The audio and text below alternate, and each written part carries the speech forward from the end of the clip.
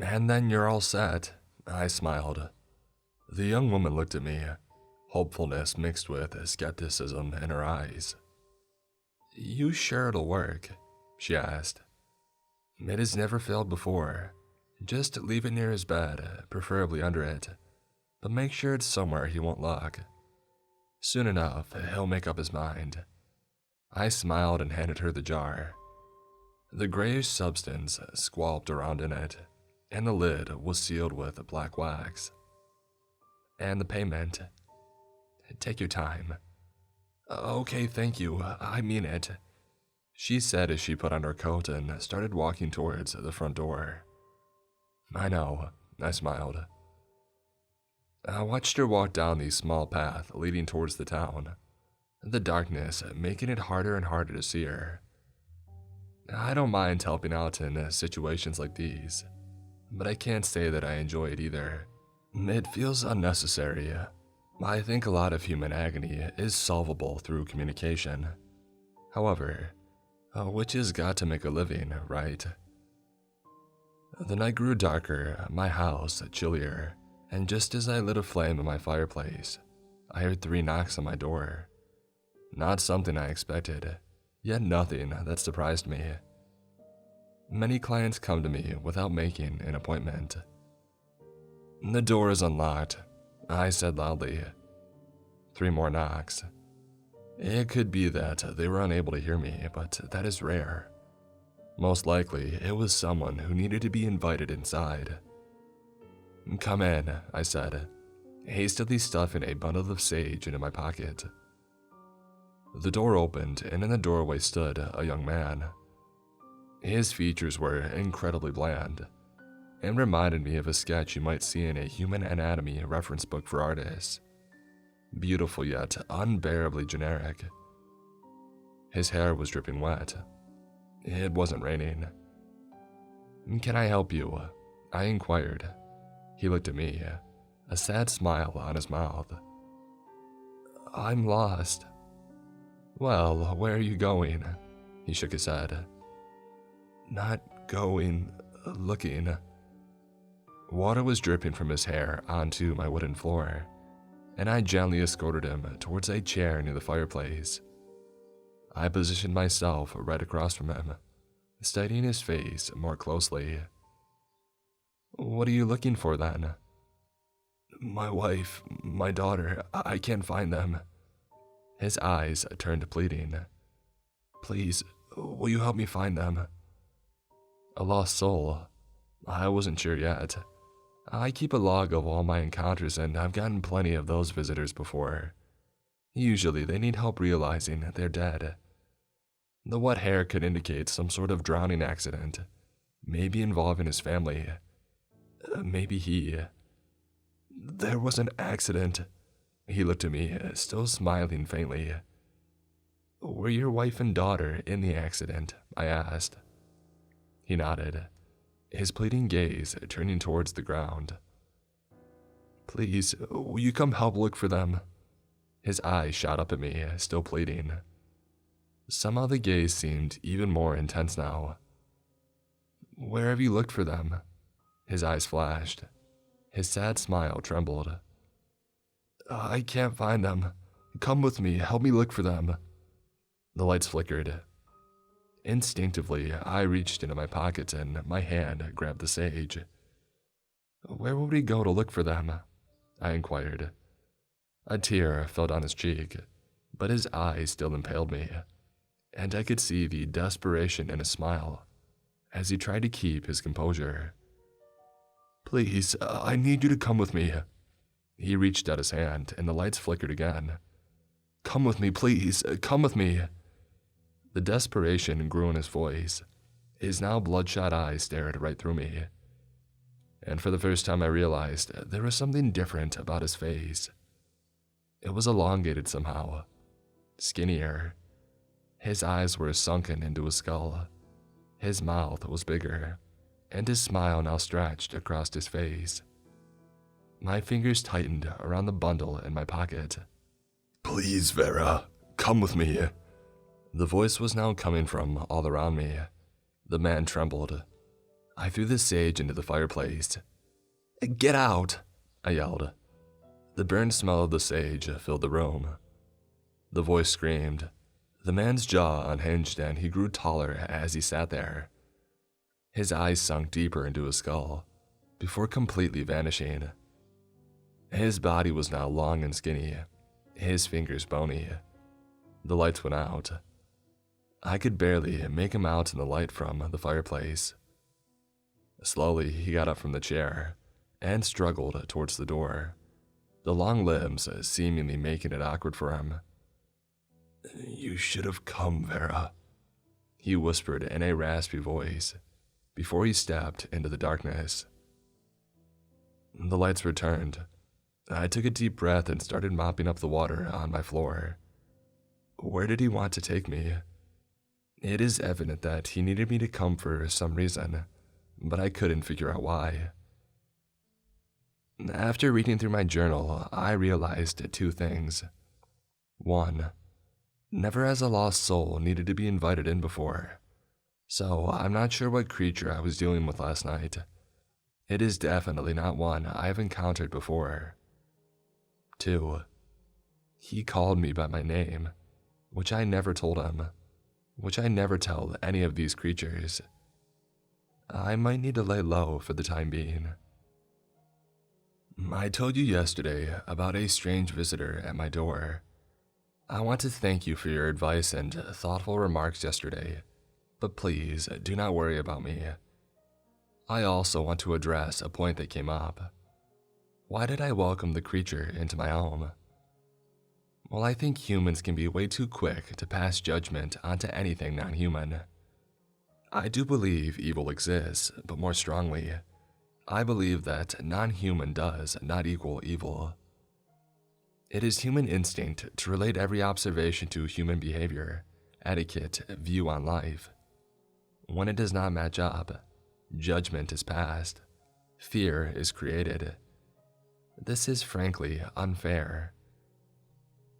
I welcome these beings into my home with hopes to learn, and often they come to me in need of something. Sometimes they even repay me in a way I can make use of.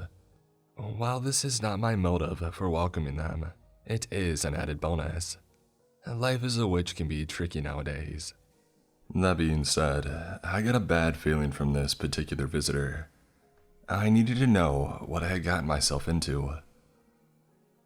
I spent the entirety of last night wide awake. Luckily, I had no visitors and I had the time to scrutinize every journal entry, search every book in my collection. Nothing useful. I dreaded doing this, but I knew I had to go look for an old acquaintance of mine. I exited my front door, making my way to the back of my garden. Behind it lies the forest, a place that I've come to both love and respect. The sun was rising as I made my way between the first trees, and the world fell silent. In my hand, I held a woven basket. I learned the hard way that it's rude to just show up to someone's home without a gift. The water of the lake glittered in sunlight as I entered the clearing. She was already there. She must have known I was looking for her. "Hello," she said. I looked straight at her. Her face was unchanged since last that I saw her, beautiful and intimidating at the same time. Powerful brows framed her green eyes, a hooked nose above her unmoving mouth. I could tell she was observing me, awaiting my next move. "Come on, Vera. Tread carefully." "Hello," I replied. "I came to look for you." "I know," she said. Her face was impossible to read, which I am certain is on purpose. "Why did you come looking for me?" There was no use in lying to her. "Something came to my house the previous night. It had to be invited in. It wanted me to come with it, but I don't know where." She just kept looking at me. I knew her silence could be a trap, intended to make me run my mouth. I focused. It looked like a young man at first, Then, as its desperation grew, its appearance changed. She seemed utterly unfazed. It used my name. Her eyes flashed. Can you really be certain it knew it accurately? What exactly did this creature call you? I am certain, I said, my heart beating faster. Her facial expression remained the same, but there was a new sense of hunger in the air. I needed to divert her attention. I brought a gift. I set the woven basket on the forest floor, its contents gurgling softly. You seek something in exchange, she stated, her eyes drawing away from me and towards my offering. I nodded. I seek knowledge about the creature that visited me. That knowledge is not mine to pass on, she replied. Do you have it, though? She raised an eyebrow, a playful smile emerging from her until now expressionless face. Does it make a difference? Whose knowledge is it to pass on? You would have to ask the creature itself, as it knows your name. Her eyes flashed again. I'm sure you're better acquainted than you might think. I could feel my eyebrow twitch. This specificity was unusual, and I had no intentions of falling into debt to her. Thank you, I said, not breaking eye contact. She smiled at me. I turned to leave, resisting the urge to look behind me. As I exited the forest, the sun stood high in the sky, and I could see a figure walking up the little path towards my house. As it grew bigger, I could recognize it as a regular customer named Maria. I like Maria. Most of her requests are fairly understandable, and she always compensates me well. My heart sank when I saw the expression on her face. I need a favor, she said briskly. She lowered her voice. This is a big one. There is a lot of misinformation regarding fresh blood. The word fresh means never before used, exploited, or processed. As in, the blood needs to come from a being that has never given blood to a ritual previously, not from a person without a sexual experience. When that is the case, it is always excessively specified. So when Maria told me what the favor was, I sighed internally. I will repay you. You remember, I've always repaid you. I sighed externally. Yes, you have. I'm afraid that this is a more complex request than your previous ones, though. We'll need new blood. She gasped. It's not what you think. I'm not usually this snappy with my clients, but I have to admit I had had a long day. The thought of the visitor was nagging at me, and I really wanted some time to myself. I am, after all, a witch. But a witch has got to make a living for herself. We need blood that hasn't been used in a ritual before. Well, you can try to draw it from me. I've gladly done it before. Exactly. I interrupted before she got herself overly excited. Your blood is yours, no matter where it is, and it has been used in rituals before. I looked at her apologetically. I'm sorry, Maria, but this might take longer than you want. Her facial expression softened. How long? She asked. We can't really know when it comes to these things. I don't know how long he has, she yelled suddenly, as urgent pleading in her eyes. After leaving Maria with comforting words, I gathered my materials in one of my baskets. One empty bottle, one with plum wine, and a silver dagger. I walked into the forest for a second time that day, and the world fell silent once again. I was lucky this time. A young deer approached me. I could sense its curiosity, its innocence. I stroked its head gently and started singing to it. It rested its head in my hand, and as I sat down still singing, It lay down beside me, head in my lap. I proceeded to perform my least favorite part of the ritual. As its red filled up my bottle, I continued singing. I laid the bottle of plum wine beside it and whispered my thanks gently into its ear. I might have told a white lie to Maria. Her husband's life is hanging by a thread, and while the part about virgin blood was true, there was more to it than just that. In order to give life to someone, you have to take it from somewhere else. Still, I'm sure she would choose her husband's life over a deer. I simply found it easier not to tell her about this part of the process. She was grateful when I handed her the potion. And give him 1 sip of it every 2 hours, and for every sip, leave a drop on his chest. He will recover soon.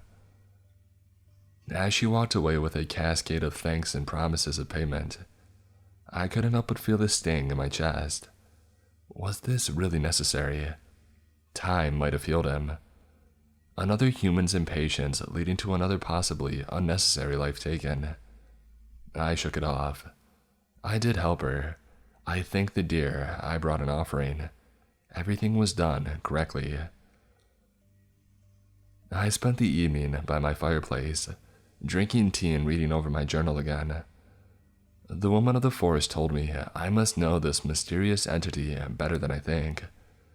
Had I told any of these other visitors my name, I would like to believe that I would have written it down, that I wouldn't have let it slip, at least not without remembering it. Just as I was about to put down my journal, I heard it. 3 knocks. The door is unlocked. I grabbed a small jar of salt and a new bundle of sage and stuffed them both into my pockets. 3 more knocks. I have to admit, I did see that one coming. I peeked through my window. In front of my door stood Maria. She must not have heard me answering. Luckily, she looked calmer than when I had last seen her. I opened my door. "Hello, Vera," she said, smiling faintly. "Hello," I answered. "Can I help you?" She looked at me, her smile turning sadder.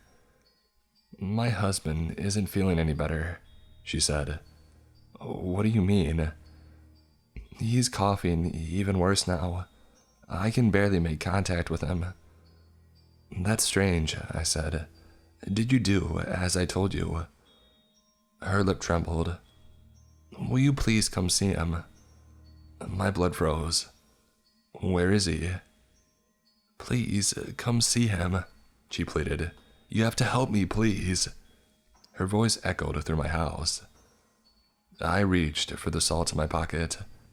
"Who are you?" I demanded, trying not to let fear seep into my voice. She looked at me, eyes darkening. "We know each other so well, Vera. You know who I am." Her voice had turned cold and raspy, the pleading in her eyes gone. I took a step back further into my house. She did not follow. "Why are you here?" I kept backing towards the fireplace. "Why did you kill that innocent deer? I wouldn't have wanted it had you told me about it." I froze. How did it know? "The least you can do is come with me," said the creature, imitating Maria. All emotion stripped from its voice, and frankly, a lot of the initial resemblance as well. "You are not welcome here. Leave." I threw my sage bundle into the fireplace and stepped back toward the creature. As the smoke reached it, I could see Maria's features melting away. As the man-like creature stood before me, now looking like the last time that I saw him, he grinned. "You should have come," he said in his hollow, raspy voice. The door slammed shut, and I quickly sprinkled these salts on my doorstep while making a mental note to check on Maria. One thing is clear to me now. This creature, whatever it is, has latched onto me. It must be observing me, and I suspect it is growing stronger. now able to appear as real people. People I know. I need to figure out what is going on, and I need to break the bond between us that it managed to create. I'll keep you updated.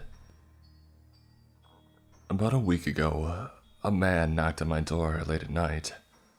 It turned out to be a strange creature that seems to have bonded with me somehow. Many things have happened since my last update. The day after the creature impersonating Maria visited me, I went into town to check on her. As I stood before her door, I could hear laughter and chit-chat. Did she have visitors? I knocked. "Well, if it isn't the village witch," she gleamed. "Come on in." I stepped inside, looking around. Her place was cozy as always, with a lit fireplace and candles burning in every corner. Her husband sat in a recliner by the fire, looking pale but present. He smiled at me when our eyes met. "We cannot thank you enough," she chirped. "My husband is doing amazingly well, and in such a short time. You really outdid yourself this time." You should thank the deer that gave him its life force, I thought. "That's good to hear. Can I get you anything?" she asked, already filling a kettle with water. No, sorry, I have errands to run. I just wanted to check in on you. And I also brought you this." I reached into my pocket, producing a small pendant.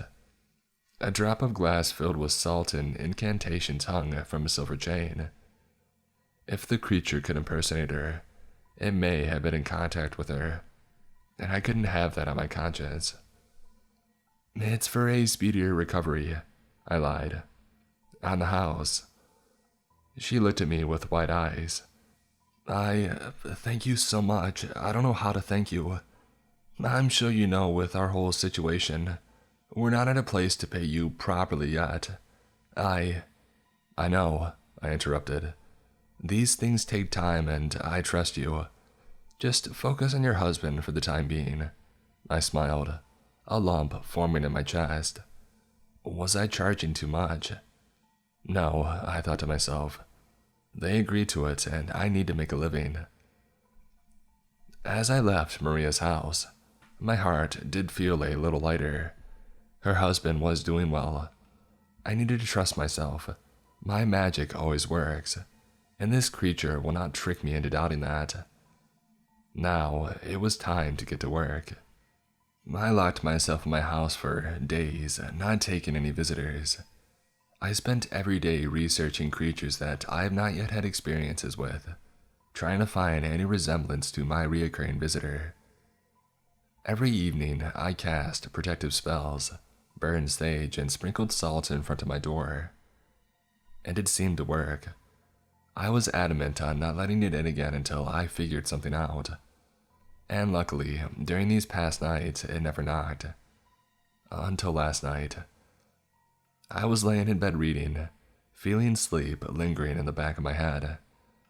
Just as I had turned the lights off, ready to give into it, I heard it. 3 knocks.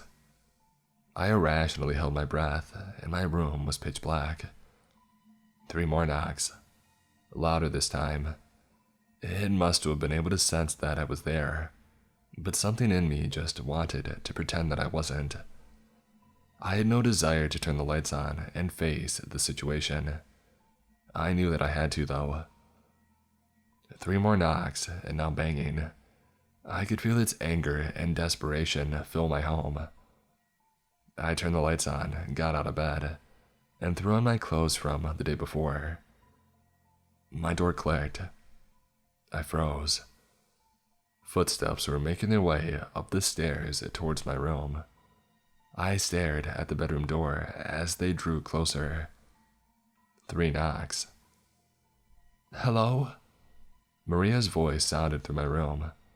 "The door was unlocked, so I just let myself in. Hope you don't mind. May I come in?" I didn't respond. My door was locked, and it had been for the past few nights. This was definitely not Maria. "Vera, are you there?" You are not welcome here. Leave. Suddenly, my room was ice cold. Oh, Vera, the voice said, its pitch sinking with every syllable. I knew you would say that. The door remained closed, but it was as if the voice was coming from somewhere inside my bedroom. What are you? I demanded. I am growing stronger, Vera. The raspy, ice-cold voice responded. Sooner or later, you'll have to face me, and you should have chosen sooner. My lights went out. I stood there in complete silence, not knowing how to respond. Why are you here? I asked, to no reply. What do you want from me? I pressed. Complete silence. I noticed the air was slightly warmer now. I stood there a few more minutes before daring to peek through my keyhole. There was no one outside of my room. I opened my door slightly. No one in the stairwell. I turned on all my lights and searched my entire house. No one, nothing, not even the basement. I'm not easily startled, but this shook me up. This creature got in without an invitation, and it is, by its own words, growing stronger. This is getting out of hand. I decided I had to do something drastic. I needed help for real this time. This is not something I have done before, not to this extent, and I need to tread carefully. Tomorrow, I'm going to the forest again. I need to talk to her, the woman of the forest. I need her to help me. I assume I have nothing she values enough to trade for her help, and I am reluctant to ask her for a favor. I do have an idea, though. I'm going to propose a game. She loves games of all sorts, and I think this will be challenging enough for her to take an interest in it. Now, all I need to do is figure out something to play for. And I think I might have an idea for that too. I'll let you know how it goes. I got up at dawn. I grabbed a bottle of my finest plum wine. I contemplated bringing a protective pendant, but decided against it. I would find it quite rude if someone showed up at my door to ask me to do something, while also bringing something to ward me off. The first rays of sun peeked through my window, and as I walked out of my door, I could see it twinkle in 1,000 dewdrops in the grass in front of my house. It was beautiful, and it did not seem to match my mood. I made my way through my garden, noting that the apples were almost ready to harvest. The forest seemed less peaceful than usual. The sudden silence as I entered it was not as calming as it used to be. It almost felt unnerving, as if it were holding its breath, observing me. I tried to brush it off. The negative energy was probably coming from within me, after everything I have experienced in the past weeks. I entered the clearing, the lake glimmering in sunlight. There was no one there. I felt uneasy. With my nervous energy contaminating the forest, there was no doubt in my mind that she knew I was here. I sat down, my legs crossed underneath the gift in my lap. I took a deep breath, trying to ground myself. Knock knock, said a playful voice behind me. I had to fight to get up slowly. I turned around and there she was. You came to see me again, she said, expressionless, but with a slight mocking in her tone.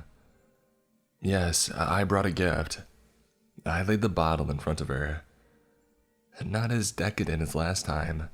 I take it you want something smaller from me this time. The corner of her mouth rose slightly, which I'm sure was completely calculated. It is simply a present, a gift for the hostess, if you will. I was scared that I had already said too many words. And keep it together, Vera. What makes you feel I'm hosting you? I'm in your home, aren't I? It seems you have already made it your own. I found your offering. The plum wine, I asked, recalling the offering from the ritual I performed on the deer. She ignored my question. I guess it was indeed a stupid one. I'm not here to ask you for any favors, I said. I'm here to propose a game. Her eyes twinkled. A game, she said. Her tone was calm, but I could sense a new energy in the air. Interest, perhaps a bit of tension. Yes, I replied. I know you like them. I bit my tongue. Had I been too confident? What is the prize? She said, annoyance in her voice. I swallowed. The winner gets the loser's name. Her eyes flashed. A sudden wave of hunger swept through the air. Had I gone too far? I wasn't sure. I was honestly desperate.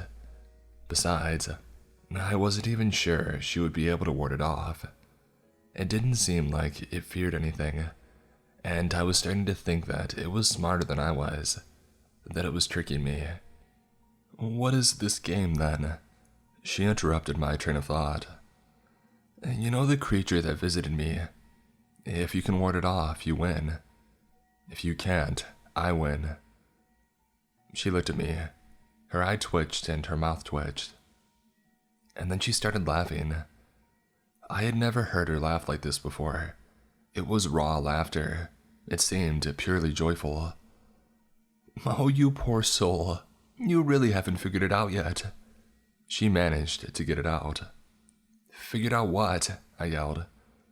You really are even less in touch with yourself than you seem. She composed herself.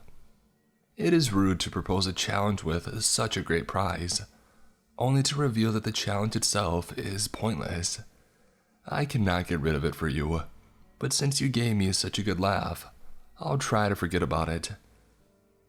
I was starting to get nervous. The conversation seemed to be dragging on. I did not like it. I am leaving now, I said. I really do pity you. You know that. So wrapped up in yourself that you can't see the creature for what it really is. Goodbye. As I left the clearing, I could hear her laughing again. A bubbly, joyful laugh. What was I missing? Was it really that obvious? When I reached the end of the forest, I could see a person standing in front of my house. It was a woman. As I got closer, I recognized her as the woman who needed help with her husband. The one who needed help with something that could have easily been solved through proper communication, whom I chose to help anyway. Not out of the goodness of my heart, but for personal gain. The one that I gave the black spell jar to. A pang of guilt shot through my chest. She waved eagerly at me. Hello, I greeted her. Hi, I just came by to say that it worked. He finally made up his mind. In fact, we've already started trying. Well, that's great to hear. I'm so happy for you. I was just wondering, when I do get pregnant, will you help me deliver? It just feels right. I stiffened. I hate when they ask me that. Of course I will. I understand. Thank you so much, she smiled. You have no idea how grateful I am. Again, a pang of guilt. I realized I had felt a lot of it lately. I tried to shake it off. This is, after all, how I make a living. There's no need to beat myself up over it. I did, however, invite her in for a cup of tea. We chatted for a long time. It turns out she is a really nice girl.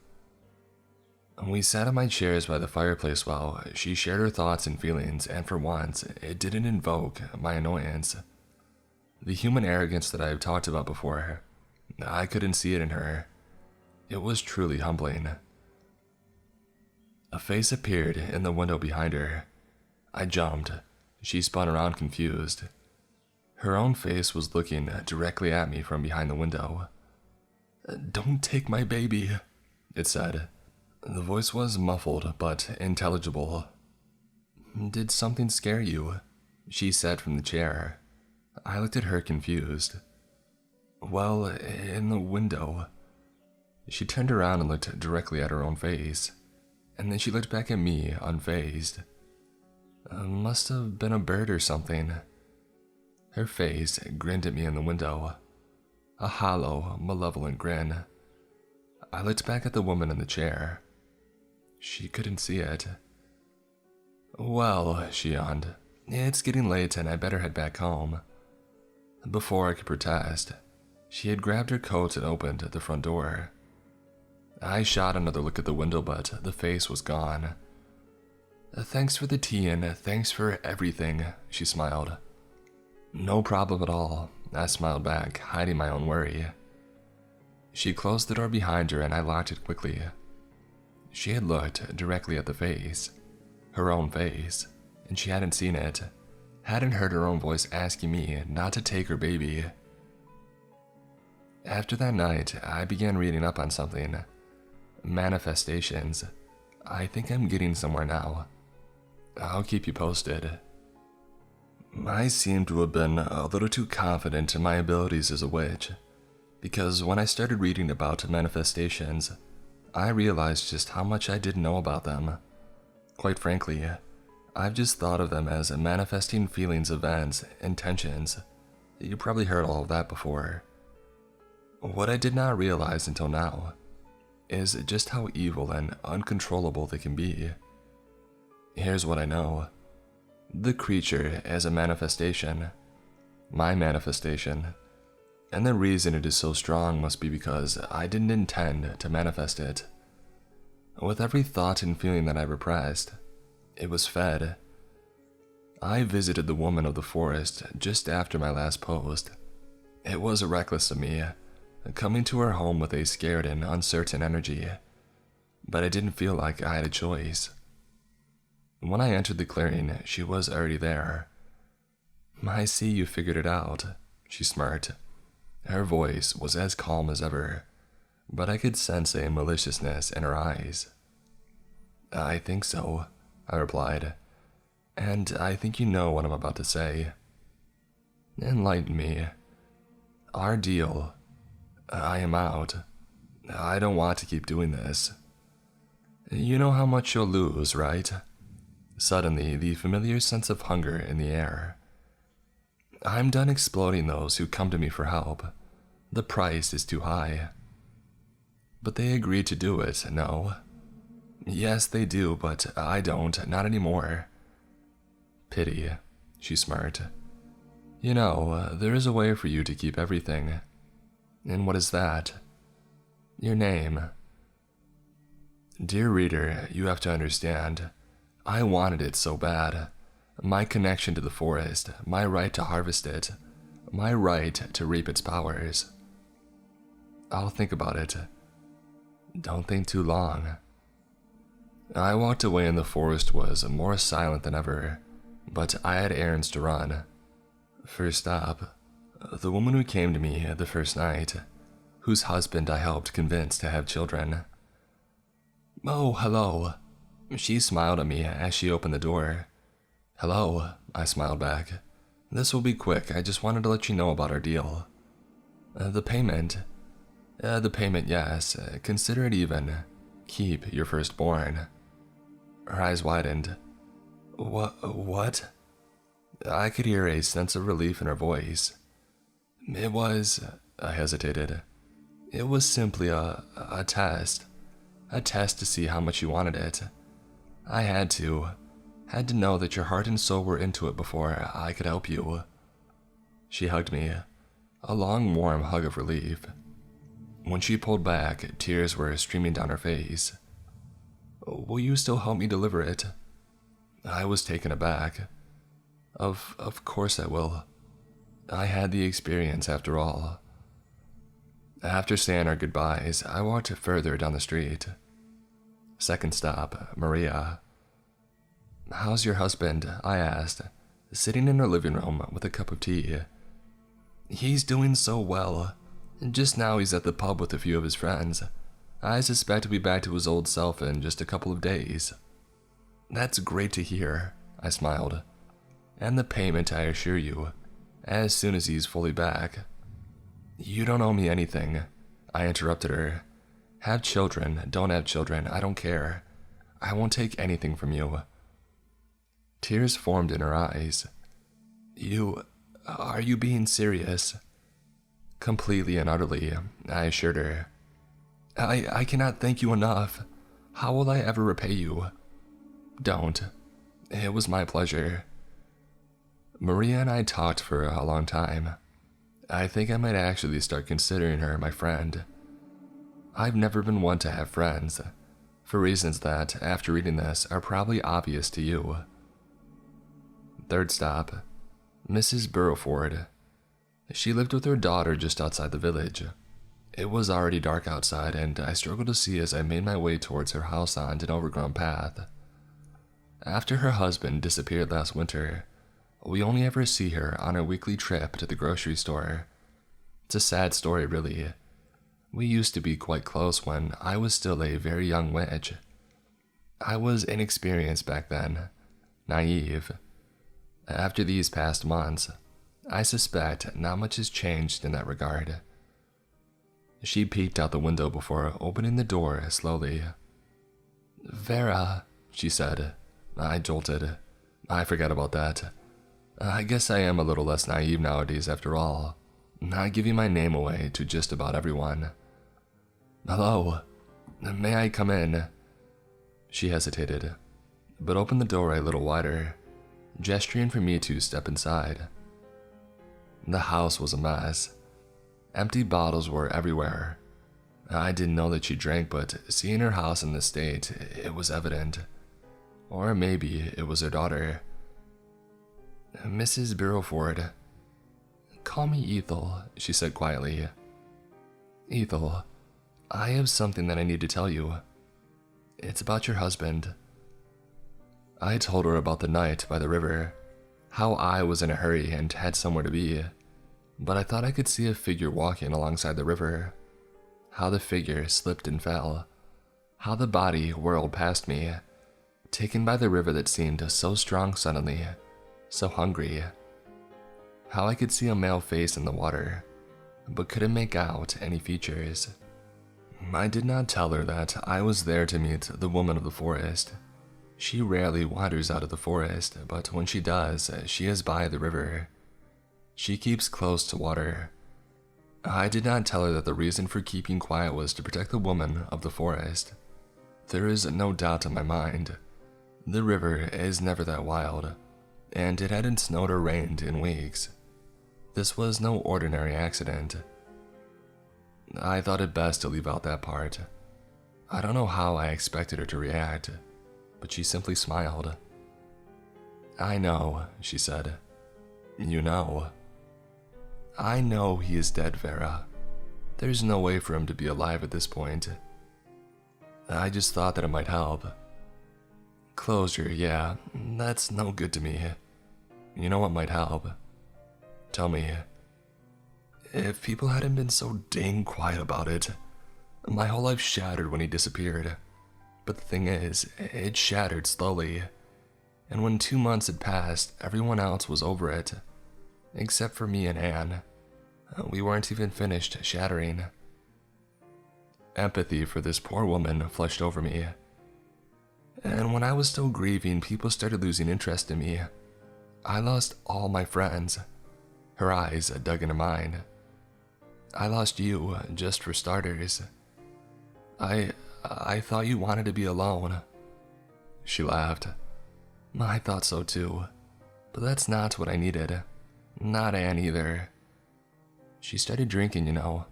So young and already lost in her own world." My mind raced. Surely this was something that I could help her with. "You know, the drinking," I said.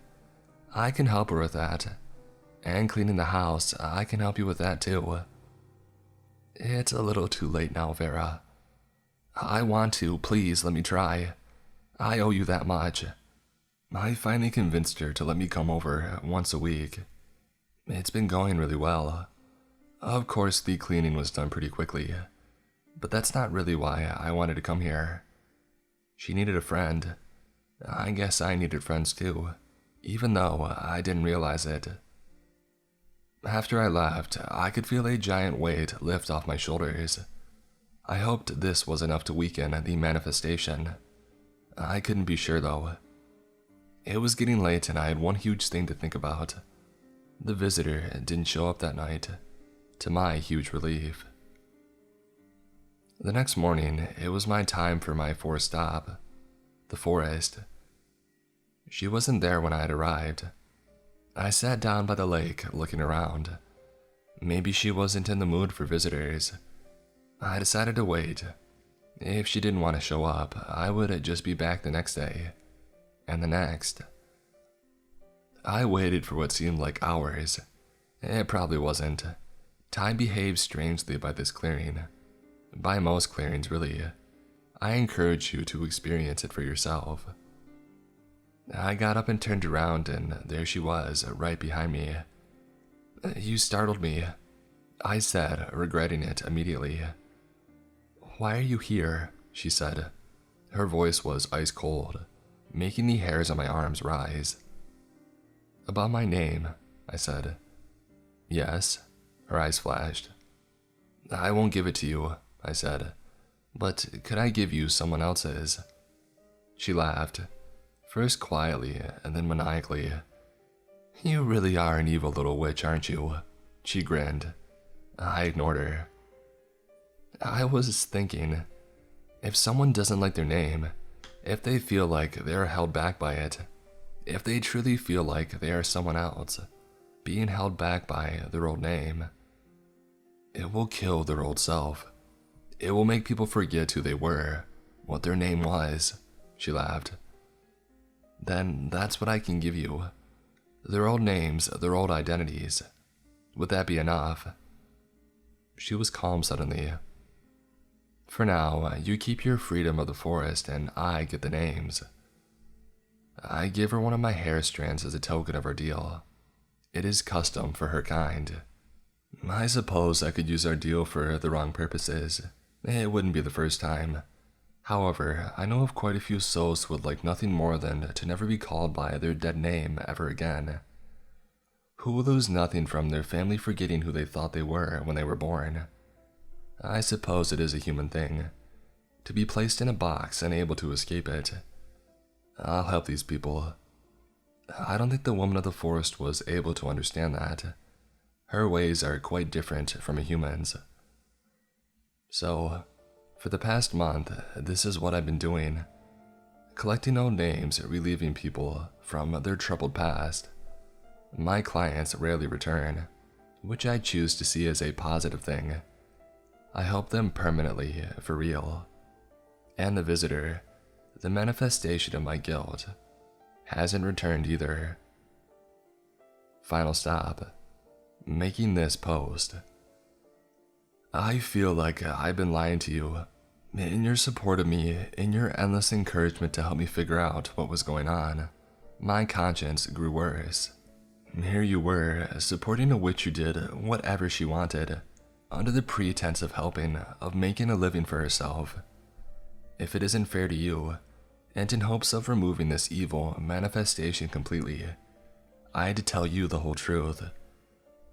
I must be abundantly clear to you by now what my offerings to the Lady of the Forest have consisted of, and what I have gained from them. I want you to know that this chapter of my life is over. My name is Vera. I am a witch who has found a new way to make a living.